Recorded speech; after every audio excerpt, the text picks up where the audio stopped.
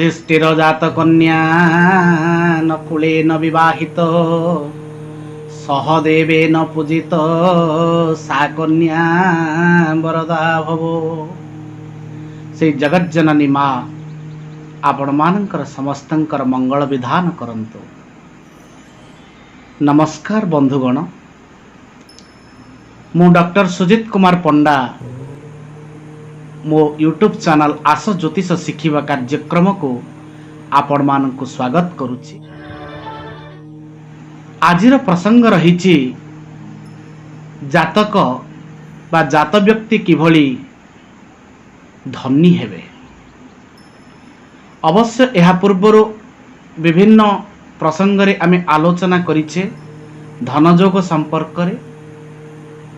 आज ठीक सेही भली आउ गोटे एपिसोड मु नहीं आछि आपण मानक निमंते। जातक रे केउ ग्रह ज्योति रहितिले जात व्यक्ति धनी होई परिबे। ए संपर्क रे काव्यकर्ता कहंती सिंहे धनु सिमिने च मेष कर्कट वृश्चिके रविणां सहित भौम नरंकुर्ज्यात धनेश्वर। सिंहे धनु सिमिने च मेष कर्कट वृश्चिके रविणां सहित भौम।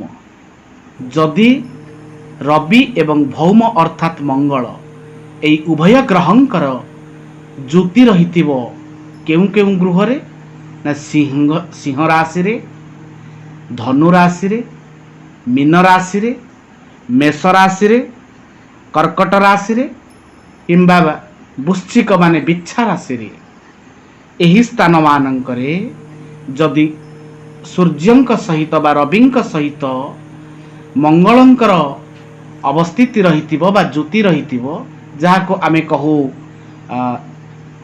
रवि भौम जोग, सेही ज्योति जदि रहिथिबो तेबे जातक निश्चित भाव में जड़े धनाढ़ व्यक्ति हेबे यह निसंदेह। हे बंधुगण, आजिर प्रसंग आमे एइठी रखिबा।